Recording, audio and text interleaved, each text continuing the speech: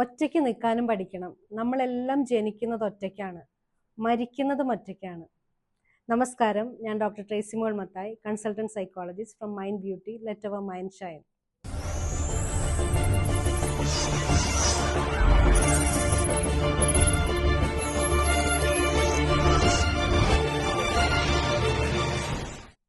നമ്മളെല്ലാം കൂട്ടത്തിലാകുന്നത് ഒറ്റയ്ക്കാണെങ്കിലും സ്കൂളിൽ ഒരുമിച്ച് വരും, കോളേജിൽ ഒരുമിച്ച് വരും, ഓഫീസിൽ ഒരുമിച്ച് വരും, ഫാമിലിയിൽ ഒരുമിച്ച് വരും ആൾക്കാർ. അപ്പം നമ്മൾ കൂടെ ഉള്ളതായിട്ട് ഫീൽ ചെയ്യും. ഇതിപ്പോൾ എക്സ്ട്രോവേർഡ്സ് ആണെങ്കിലും ഇൻട്രോവേർഡ്സ് ആണെങ്കിലും ആൾക്കാർ കൂടെ ഇരിക്കാൻ താല്പര്യമുള്ളവരാണെങ്കിലും അല്ലാത്തവരാണെങ്കിലും നമ്മൾ ഒറ്റയ്ക്ക് തന്നെയാണ്.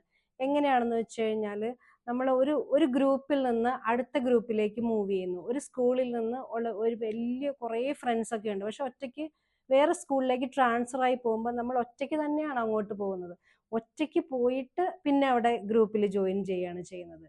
നമ്മൾ at the end of the day we are all alone. ഈ ഒരു അറിവ് തിരിച്ചറിയുന്നതിനെയാണ് ഒരു തിരിച്ചറിവ് എന്ന് തന്നെ പറയുന്നത്. ഇപ്പം സർവം മായ, ജഗത് മിഥ്യ എന്നെല്ലാം പറയില്ലേ, ലൈഫ് ഈസ് എ ഡ്രാമ. അതൊരു ഒന്നൊന്നര ഡ്രാമയാണ്. ആ ഡ്രാമ നമ്മൾക്ക് റിയൽ ആയിട്ട് എക്സ്പീരിയൻസ് ചെയ്തുകൊണ്ടാണ് നമ്മൾ ജീവിക്കുന്നത്. അതായത് നമുക്ക് റിയൽ ആയിട്ട് എക്സ്പീരിയൻസ് ചെയ്യും. ചിലപ്പോൾ ഭയങ്കര എനർജൈസിങ് ആയിട്ട് തോന്നും, മൈൻഡ് ബ്ലോയിങ് ആയിട്ട് തോന്നും, മോട്ടിവേറ്റിംഗ് ആയിട്ട് തോന്നും. ചില സമയത്ത് ചില ഇൻട്രാക്ഷൻസ് നമുക്ക് എനർജി ഡ്രെയിനിങ് ആയിട്ട് തോന്നും, കൊളാപ്സിങ് ആയിട്ട് തോന്നും. ഇതെല്ലാം ഒരു തോന്നലുകളാണ് ശരിക്കും. പക്ഷെ ഇത് തോന്നലുകളാണെന്ന് നമുക്ക് റിയൽ ആയിട്ട് എക്സ്പീരിയൻസ് ചെയ്യുന്നതായിട്ടാണ് നമുക്ക് അനുഭവിക്കുന്നത് എന്നുള്ളതാണ്. നമ്മുടെ ഉള്ളിലുള്ള 99% of our problems are internal. ഒരു 1% ഒക്കെയാണ് എക്സ്റ്റേണൽ ആയിട്ടുള്ള കാര്യങ്ങളുടെ പ്രോസസ്സിങ്ങിൽ ഉണ്ടാവുള്ളൂ. പക്ഷെ ഉള്ളിലുള്ള നടന്ന കാര്യങ്ങളുടെ പാസ്റ്റ് ടെൻസും ഫ്യൂച്ചർ ആപ്രിഹെൻഷനും ചേർന്നിട്ട് നമുക്ക് ഭയങ്കര ഹെവിനെസ് തരികയാണ് ചെയ്യുന്നത്. ഒറ്റയ്ക്ക് നിൽക്കാൻ സാധിക്കാതെ ഒരു ഡിപ്പെൻഡൻറ്റ് പേഴ്സണാലിറ്റി ഡെവലപ്പ് ചെയ്യുന്നത് എങ്ങനെയാണെന്ന് വെച്ച് കഴിഞ്ഞാൽ അത് പാരൻറ്റിങ്ങിൽ നിന്ന് സംഭവിക്കുന്നതാണ്. മോസ്റ്റ്ലി ജനറ്റിക് ആയിട്ടുള്ള ചില ഫാക്ടേഴ്സ് ഒക്കെ ഉണ്ടാവും, ഫാമിലിയുടെ ഒരു പാറ്റേൺ ഉണ്ടാവും. അപ്പം പാരൻറ്റിങ്ങിൽ ഒറ്റയ്ക്ക് കാര്യങ്ങളൊന്നും ചെയ്യാൻ സമ്മതിക്കാതെ എല്ലാം ചെയ്തു കൊടുത്ത് അറിഞ്ഞും അറിയാതെയും ശീലിക്കപ്പെടുന്നുണ്ട്. അപ്പോൾ ഒരു ഡിപ്പെൻഡൻസ് പ്രോൺനെസ് അങ്ങനെ ഡെവലപ്പ് ചെയ്യും.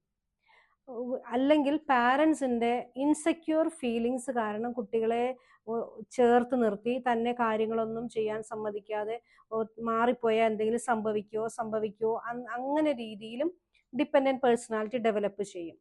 ഡിപ്പെൻഡൻറ്റ് പേഴ്സണാലിറ്റി ആണെന്ന് തിരിച്ചറിഞ്ഞു കഴിഞ്ഞാൽ അതിൽ നിന്ന് കം ഔട്ട് ചെയ്യാനുള്ള മാർഗങ്ങളുണ്ട്. എന്തൊക്കെയാണ് എന്നുള്ളത് നമുക്ക് ഇഷ്ടം പോലെ ഹെൽപ്പ് ഇന്ന് അവൈലബിൾ ആണ്. പതുക്കെ തിരിച്ചറിഞ്ഞ്, കുറച്ച് ബുദ്ധിമുട്ടുള്ള കാര്യമാണ് ഒരു പേഴ്സണാലിറ്റി ചേഞ്ച് കൊണ്ടുവരിക എന്ന് പറഞ്ഞു കഴിഞ്ഞാൽ. പക്ഷെ പതുക്കെ തിരിച്ചറിഞ്ഞ് നമുക്ക് അതിൽ നിന്ന് മാറാനായിട്ട് സാധിക്കും. തീരെ ബുദ്ധിമുട്ടാണെന്നുണ്ടെങ്കിൽ ഹെൽപ്പ് സീക്ക് ചെയ്യാനായിട്ടും പറ്റും. ഈ ഡിപ്പെൻഡൻറ്റ് പേഴ്സണാലിറ്റി വരുന്ന സമയത്ത് സ്വതന്ത്രമായി തീരുമാനങ്ങൾ എടുക്കാനോ അല്ലെങ്കിൽ കാര്യങ്ങളെ നോക്കി കാണാനോ എല്ലാം ബുദ്ധിമുട്ടായിരിക്കും. എപ്പോഴും മറ്റുള്ളവരുടെ ഒപ്പീനിയൻ എടുത്ത് അങ്ങനെയുള്ള രീതിയിൽ വരുന്ന സമയത്ത്. അപ്പോൾ ശരിക്കും സ്വതന്ത്രമായി തന്നെ തീരുമാനങ്ങൾ എടുക്കാനായിട്ട് നമുക്ക് സാധിക്കണം. മറ്റുള്ളവരുടെ അഭിപ്രായം ചോദിച്ച് നമുക്ക് അഭിപ്രായം കൂടുതൽ ഓപ്ഷൻസ് ഒക്കെ എടുത്ത് അതൊക്കെ എപ്പോഴും നല്ലത് തന്നെ. പക്ഷെ അന്തിമ തീരുമാനം നിങ്ങളുടേത് തന്നെ ആയിരിക്കണം.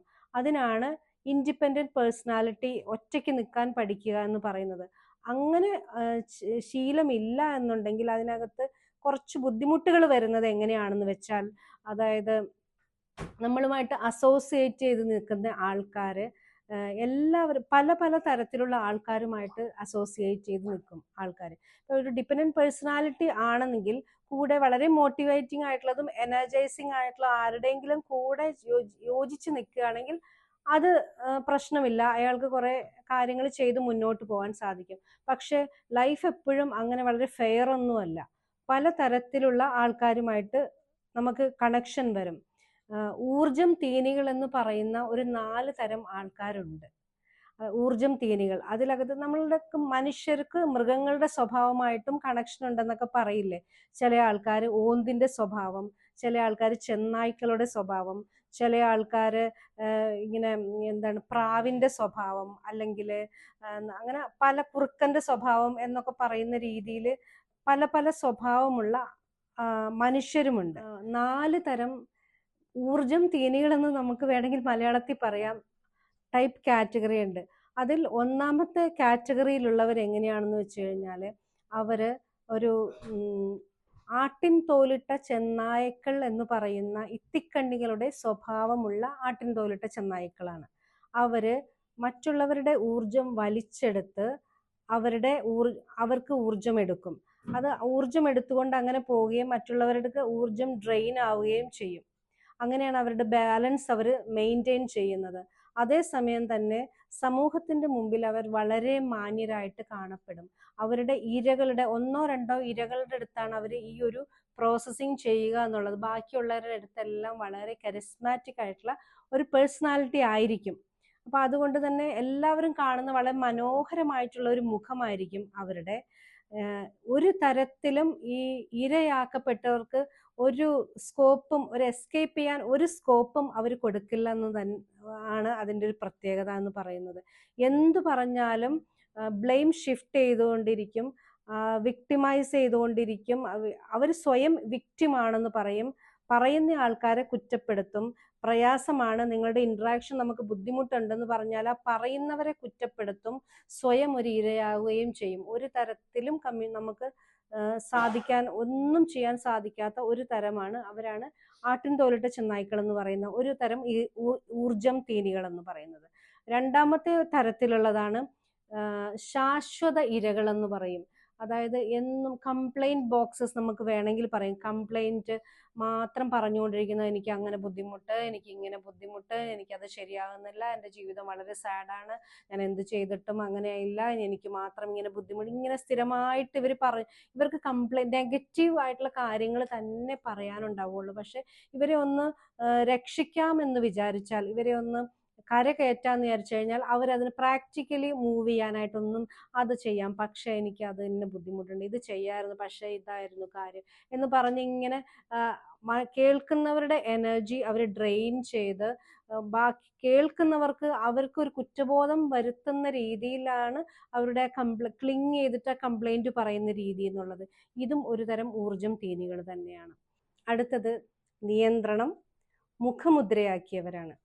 അവരെങ്ങനെയാണെന്ന് വെച്ച് കഴിഞ്ഞാൽ എല്ലാത്തിലും അങ്ങോട്ട് നിയന്ത്രണം, അവർക്ക് അസൈൻ ചെയ്താലും ഇല്ലെങ്കിലും, അവർക്ക് വേണ്ടതാണെങ്കിലും അല്ലെങ്കിലും നിയന്ത്രണം, ഒരു സിറ്റുവേഷനിൽ എല്ലാത്തിനെയും നിയന്ത്രണം അങ്ങോട്ട് ഏറ്റെടുക്കും. ഇപ്പോൾ ഒരാളെ കാണണമെങ്കിൽ ആ ഡ്രസ്സ് ഇടണ്ട, ഈ ഡ്രസ്സ് ഇട്ടാൽ മതി, ഇവിടെ പോകണ്ട, അവിടെ പോകണ്ടെന്നല്ലേ ഞാൻ പറഞ്ഞത്, അല്ലെങ്കിൽ ഞാൻ ശരിയാക്കി കളയും, ഇങ്ങനെ എല്ലാത്തിനെയും നിയന്ത്രണം ഏറ്റെടുക്കുന്ന ഒരു രീതി കൺട്രോളേഴ്സ് എന്ന് പറയും. അപ്പോൾ കൺട്രോളർ ഓഫ് എക്സാമിനേഷൻ എന്ന് പറഞ്ഞൊരു പോസ്റ്റ് ഉണ്ട്. നമുക്ക് അസൈൻ ചെയ്ത ഡ്യൂട്ടി ഡിസ്ചാർജ് ചെയ്യുന്നതിനെ അല്ല ഈ പറയുന്നത്. നമുക്ക് ആവശ്യമില്ലാതെ എപ്പോഴും ആരെങ്കിലും കൺട്രോൾ ചെയ്തുകൊണ്ട് അവരുടെ ബാലൻസ് മെയിൻറ്റെയിൻ ചെയ്യുക എന്ന് പറഞ്ഞൊരു രീതിയുണ്ട്. അപ്പൊ ഈ ഒരു സാധനം, അതായത് പറയുന്ന ആരോടാണോ ഇവർ പറയുന്നത് അവർക്ക് സ്വന്തമായിട്ട് ചിന്തിക്കാനോ മനസ്സിലാക്കാനോ ആലോചിക്കാനോ പോലുമുള്ള കഴിവ് ഉണ്ടെന്ന് പോലും ചിന്തിക്കാതെ അങ്ങോട്ട് പറയുന്നൊരു രീതിയാണ് അത്, ഈ നിയന്ത്രണം മുഖമുദ്രയാക്കിയവര്. ഇതും ഒരു ഊർജം തീനിയിൽ പെടുന്ന ആളാണ്. അടുത്തത് എന്ന് പറയുന്നത് മധുരിച്ചിട്ട് ഇറക്കാനും വയ്യ, കഴിച്ചിട്ട് തുപ്പാനും വയ്യ എന്ന് പറയുന്ന രീതിയിലുള്ളവരാണ്. അതായത് സ്പ്ലിറ്റേഴ്സ് എന്ന് പറയും. ഇത് ഇപ്പം ഭയങ്കര സ്നേഹം, ഒരുപാട് ഉപകാരം അവരെ കൊണ്ട് ഒരുപാട് കാര്യങ്ങൾ അവർ ചെയ്തു തരുന്നു. അതേസമയം അതുപോലെ തന്നെയുള്ള ബുദ്ധിമുട്ടുകളും ഉപദ്രവങ്ങളും പ്രയാസങ്ങളും അനുഭവിക്കുകയും ചെയ്യുന്നു. ഇത്രയും സ്നേഹവും കാര്യങ്ങളും ഉണ്ട് താനും, ഇത്രയും ബുദ്ധിമുട്ടുകൾ, ഇത് രണ്ടും കൂടി വെച്ചിട്ട് മാനേജ് ചെയ്യാൻ പറ്റാതെ കിടന്ന് സ്ട്രഗിൾ ചെയ്യുന്ന ഒരു രീതിയാണ് ഇവരെ ഈ സ്പ്ലിറ്റേഴ്സിനെ കൊണ്ട് വരുന്നത്. എന്ത് ചെയ്യണം എന്ന് വിചാരിത എടുക്കണോ തള്ളണോ കൊള്ളണോ എന്നറിയാൻ പറ്റാത്ത ഒരു ബുദ്ധിമുട്ട്. ഇതാണ് 4 തരം ഊർജം തീനികളെ കുറിച്ചാണ് പറയുന്നത്. ഇത് എങ്ങനെയാണ് നമുക്ക് സ്വയം തിരിച്ചറിയാന്ന് പറഞ്ഞു കഴിഞ്ഞാൽ, ഈ ഊർജം തീനികളുമായിട്ട് അടുത്തിടപഴകി കഴിയുമ്പോൾ ജീവിതത്തിൽ ഓരോ കാര്യങ്ങളിൽ ഫ്രണ്ട്സ് ആയിട്ടും റിലേറ്റീവ്സ് ആയിട്ടും ഓഫീസ് മേറ്റ്സ് ആയിട്ടും ഏത് രീതിയിലും അവരുമായിട്ട് വളരെ ക്ലോസ് കോണ്ടാക്റ്റിലേക്ക് വരുമ്പോൾ സ്വയം തിരിച്ചറിയാൻ ചെക്ക് ചെയ്ത് കഴിഞ്ഞാൽ മനസ്സിലാകുന്ന ചില കാര്യങ്ങളുണ്ടാവും. വളരെയധികം ക്ഷീണം അനുഭവപ്പെടും, എനർജി ഡ്രെയിൻഡ് ആയിട്ട് തോന്നും, കൺഫ്യൂഷൻ തോന്നും, ആത്മവിശ്വാസം താഴേക്ക് പോകുന്നതായിട്ട് തോന്നും, ഒന്നിനും ഒരു തീർച്ചയില്ലായ്മ, ഒരു ഇൻസെക്യൂർ ഫീലിങ്സ് എല്ലാം കൂടിയതായിട്ട് വരും. ചില ആൾക്കാർ പറയും, മുമ്പ് ഞാനൊന്നും ഇങ്ങനെയൊന്നും ആയിരുന്നില്ല, ഒരുപാട് കാര്യങ്ങൾ ചെയ്തുകൊണ്ട് നല്ല ആത്മവിശ്വാസത്തോടു കൂടി ഓടി നടന്നിരുന്നതാണ്, ഇപ്പൊ എന്ത് പറ്റിയെന്ന് എനിക്കറിയില്ല, ഒന്നിനും ഒരു ഉത്സാഹമില്ല, എന്ത് ചെയ്താലും തെറ്റിപ്പോകുമോ എന്നുള്ളൊരു ചിന്തയാണ്. അല്ലെങ്കിൽ എന്താ ചെയ്യേണ്ടതെന്ന് അറിയില്ല, എങ്ങോട്ടാ പോകേണ്ടതെന്ന് അറിയില്ല, മുൻപ് ഇങ്ങനെ ആയിരുന്നില്ല ഇപ്പൊ ഇങ്ങനെ ആയി എന്നൊക്കെ പറയും. ഇതുപോലെയുള്ള കാര്യങ്ങളെല്ലാം സ്വയം അങ്ങനെ തോന്നുന്നുണ്ടെങ്കിൽ ഒന്ന് ചെക്ക് ചെയ്യുക. ഏതെങ്കിലും തരത്തിലുള്ള ഊർജം തീനികളുമായിട്ട് നിങ്ങൾ അസോസിയേറ്റഡ് ആണോ എന്നുണ്ടെങ്കിൽ അങ്ങനെ തിരിച്ചറിയുകയാണെങ്കിൽ അത് എന്താണെന്ന് മനസ്സിലാക്കി അതിൽ നിന്ന് കം ഔട്ട് ചെയ്യാനുള്ള മാർഗങ്ങൾ സ്വീകരിക്കുക എന്നുള്ളതാണ്. ഇപ്പോൾ അത് ധാരാളം നമുക്ക് സോഷ്യൽ മീഡിയയിലൊക്കെ ഒരുപാട് സഹായങ്ങൾ നമുക്ക് അവൈലബിൾ ആണ്.